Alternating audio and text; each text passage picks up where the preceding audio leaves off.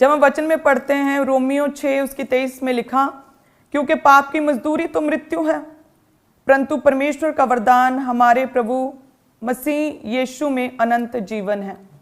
वचन कहता है कि पाप की मजदूरी मृत्यु है। सो जिस रीति से हम अब पढ़ लिख कर जब जॉब्स करते हैं उसमें हमें मजदूरी मिलती है, जिस रीति से हम प्रभु के काम करते सेवा करते हैं और परमेश्वर आदर इज्जत और जलाल के रूप में हमें परमेश्वर मजदूरी देता है। जब हम प्रेयर्स करते हैं तो परमेश्वर उन प्रार्थनाओं के उत्तर टेस्टिमनीज के रूप में हमें मजदूरी देता है। सो उसी रीति से वचन कहता है कि पाप की मजदूरी तो मृत्यु है, परंतु जो परमेश्वर का वरदान हमारे प्रभु यीशु मसीह में अनंत जीवन है। पाप की मजदूरी तो मृत्यु है।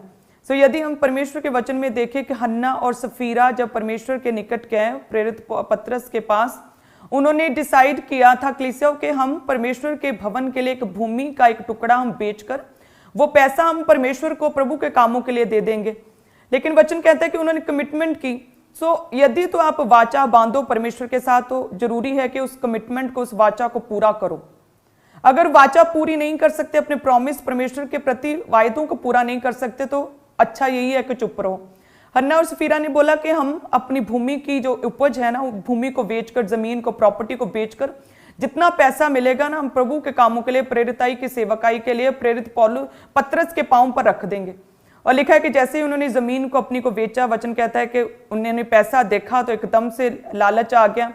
अपना उन्होंने आइडिया चेंज कर लिया कि नहीं, थोड़ा सा रख लेते हैं और बाकी दे देते हैं, कौन सा पता चलेगा।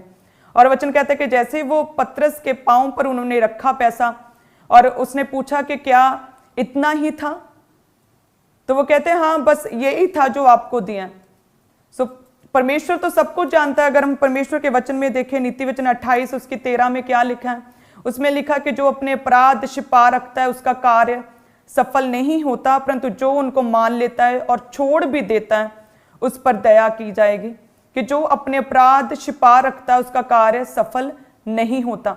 सो पतरस ने जैसे ही हन्ना और सफीरा को पूछा कि क्या इतना ही था, क्या एक भूमि को बेचकर इतना ही पैसा मिला, तो वो कहते कि हाँ प्रभु इतना ही मिला।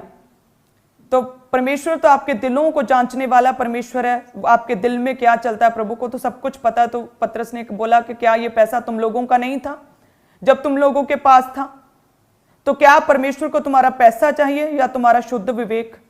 और लिखा है कि वो लोग उसी दिन ही मर गए। उन लोगों ने उसी दिन पाप किया, उन्होंने पैसे की चोरी की, प्रभु के पैसे को चुराया, उन्होंने वायदे को तोड़ा, परमेश्वर के दास के सामने झूठ बोला।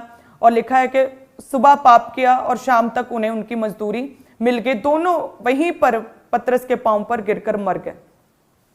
और यदि हम बात करें शिमशोन की, सैमसन की, जो कि गलत रीति के साथ उसे परमेश्वर ने चुना, अमेजिंगली ब्लेस किया, स्ट्रेंथ दी, पावर दी, परमेश्वर के बड़े कार्यों को करने के लिए परमेश्वर ने उसे चुना था, लेकिन वो भटक गया अपनी बुलाहट से, कॉलिंग से, वचन कहता है।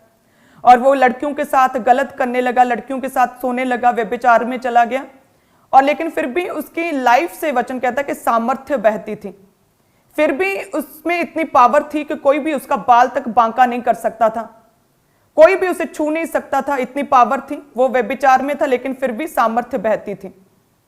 और सो ऐसे व्यक्ति को हम देखकर कोई बंदा अगर ये कहे कि अरे ये भी तो पाप में था, ये भी तो व्यभिचार में था, और ले देखो सामर्थ्य बहती है उसमें से, कोई उसे छू तक नहीं सकता, इतनी सामर्थ्य है, इतना बड़ा आशीर्वादित है वो, इतनी बरकतें हैं उसकी लाइफ में, तो मैं भी पाप करूं। तो पहले उसका एंड देख लो कि किस रीति से वचन कहता है कि किसी की मजदूरी एक ही दिन में मिल जाती, किसी के 1 महीने बाद, किसी की साल बाद, किसी की कुछ सालों के बाद। और वचन कहता है कि शिमशोन जो कि पाप में था, व्यभिचार में था, सामर्थ्य भले ही एक समय पर बहती थी, लेकिन अंत में क्या हुआ, उसकी आंखें फोड़ दी गई। लिखा है उसे बंदी बना लिया गया, रस्सियों से जकड़ा गया, जेल में बंद किया गया, उसकी बेइज्जती की गई, उसके बालों को नोचा गया और उसे पूरी इंसल्ट का सामना करना पड़ा। परमेश्वर की जो बुलाहट उसकी लाइफ में थी बहुत छोटी हो गई, जो उसने बहुत लंबा जीना था, लॉन्ग लाइफ थी, कहते बहुत छोटी सी लाइफ हो गई, जवानी में वो मर गया। हालेलुया। सो परमेश्वर का वचन कहता है कि पाप की मजदूरी मृत्यु है। हन्ना और सफीरा की तरह किसी को एकदम से पाप का रिजल्ट उस व्यक्ति की लाइफ में से दिखता है, और कुछ लोग ऐसे हैं शिमशोन, सैमसन की तरह जिनमें से बहुत देर के बाद उन लोगों की लाइफ से पाप का रिजल्ट दिखता है। लेकिन वचन कहता है कि पाप की मजदूरी तो मौत है, और वो रिजल्ट लोगों की लाइफ से जो पाप में रहते हैं उसका असर जरूर दिखता है। हालेलुया।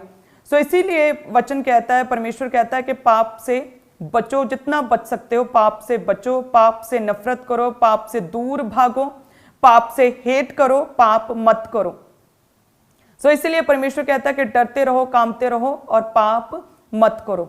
जब हम परमेश्वर के वचन में देखते हैं कि जो पाप है वो किस रीति से हमारी स्पीड को, एक व्यक्ति की स्पीड को कम कर सकता है, सो हम पढ़ेंगे निर्गमन 32 उसकी 12 को कि किस रीति से पाप जो है कि व्यक्ति की स्पीड को कम कर देता है। जब लिखा है कि मिस्री लोग ये क्यों कहने पाए कि वह उनको बुरे अभिप्राय से अर्थात पहाड़ों में घात करके धरती पर से मिटा डालने की मनसा से निकाल ले गया।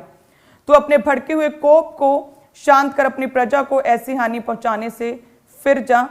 सो वचन कहता है कि यहाँ पर जो थे लोग थे, मिस्री लोग थे, उन्होंने जब देखा कि जो इजरायली लोगों को परमेश्वर ने चुना था कनान देश पहुंचाने के लिए, परमेश्वर ने उनके लाइफ में एक स्पेशल विजन था, स्पेशल पर्पस था कि उन लोगों को वायदों के स्थान तक, शहद और दूध की नदियां जहां पर बहती उस स्थान तक उन्हें पहुंचाना था, लेकिन नहीं पहुंचा पाए। और वो कहते हैं कि देखो इनका परमेश्वर इन्हें उस स्थान पर नहीं पहुंचा पाया बल्कि जंगल में ही उन्हें छोड़ दिया। सो लेकिन यहां पर क्लीसो गलती किसकी थी? गलती परमेश्वर की नहीं थी, गलती इजराइलियों की थी, गलती बिलीवर्स की थी कि जो बार बार अलग अलग तरह के पाप में फंस रहे थे। और जिसकी वजह से पापों में फंसने की वजह से कुछ दिनों का, कुछ कहते हैं 4 दिनों का, कुछ कहते हैं 40 दिनों का, कुछ दिनों का सफर था और वो 40 वर्ष लग गए। लिखा कि वो जंगल में भटकते रहे, जंगलों में फालतू के संघर्ष, स्ट्रगल में उनकी लाइफ जो है वो टोटली वेस्ट होती रही। सो जो पाप है वो स्पीड को खत्म करता है। परमेश्वर ने उनके लिए कनान सोचा था, लेकिन जो लोग मिस्र से निकले, परमेश्वर कहता है उनमें से केवल 2 ही लोग जो है अपने वायदों के स्थान कनान तक पहुंच पाए। बाकी सारे के सारे लाखों लोग जो थे, जो मिस्र से निकले, वो सारे के सारे जंगल में मर गए क्योंकि अलग अलग तरह के पाप में फंसे हुए थे। पाप एक व्यक्ति की जो स्पीड को खत्म कर देता है, पाप परमेश्वर की योजनाओं को एक व्यक्ति की लाइफ में पूरा होने नहीं देता। पाप है जो कि हमारी जो मेहनत है, हमारी प्रार्थनाओं को वेस्ट करता है। पाप के कारण प्रार्थनाएं भी सुनी नहीं जाती। पाप के कारण ही लोग हैं जो उनकी स्पीड कम हो जाती है, उनकी टेस्टिमनीज तक वो समय पर पहुंच नहीं पाते। सो इसीलिए परमेश्वर कहता है कि पवित्र बन जैसे कि तुम्हारा बुलाने वाला पवित्र है। यदि तू पवित्रता में होगा तो परमेश्वर की बड़ी अनोखी बातों को तू जानेगा। परमेश्वर ने अब्राहम से भी कहा था कि सिद्ध हो, ताकि जो बरकतें, जो आशीषें मैंने तुम्हारे लिए रखी हैं उन्हें मैं तुम्हारी लाइफ में पूरा कर सकूं। परफेक्ट हो जा, पाप से दूर हो जा, पूरी तरह से हर तरह की कमी को अपनी लाइफ से दूर कर दे। इजरायली गए निकले तो थे बड़ी शान शौकत के साथ कनान तक पहुंचने के लिए, लेकिन अलग अलग तरह के पाप, कि कभी सोने का बछड़ा बना लिया, कभी परमेश्वर को छोड़ किसी अन्य की उपासना की, कभी प्रभु के दास मूसा के खिलाफ बोले, उसके विरुद्ध हो गए, कभी कुछ किया, कभी चोरी किया, कान ने प्रभु की जो ऑफरिंग्स थी उसमें से कुछ चुरा लिया, छुपा लिया, कभी कुछ कर लिया। सो इस रीति से उन्होंने तरह तरह के पाप किए और उनकी जो स्पीड थी टेस्टिमनी तक पहुंचने की, अपने कनान तक, अपनी मंजिल तक पहुंचने की स्पीड पाप की वजह से कम हो गई। हालेलुया।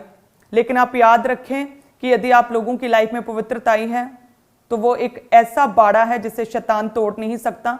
शैतान हर तरह के बाड़ा को, हर चीज को तोड़ सकता है आपकी लाइफ में, लेकिन यदि होलीनेस है, यदि पवित्रता है, एक ऐसी पावर है जिसे वो तोड़ नहीं सकता।